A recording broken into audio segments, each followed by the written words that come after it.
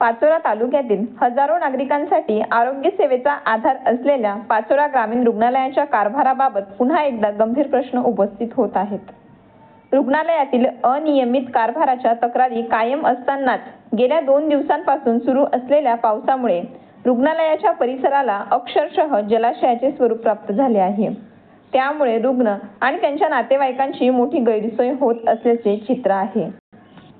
पाचोरा ग्रामीण रुग्णालयावर संपूर्ण तालुक्यातील ग्रामीण भागातील नागरिकांची आरोग्य सेवा अवलंबून आहे। मात्र जबाबदार वैद्यकीय अधिकारी व काही कर्मचारी वेळेवर उपस्थित राहत नसल्याच्या तक्रारी नागरिकांकडून वारंवार केल्या जात आहेत।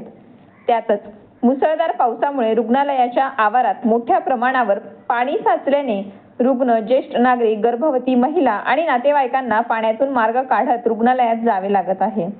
रुग्णालयात येणाऱ्या नागरिकांचे म्हणणे आहे की पाणी निचऱ्याची योग्य व्यवस्था नसल्यामुळे दरवर्षी पावसाळ्यात अशीच परिस्थिती निर्माण होते।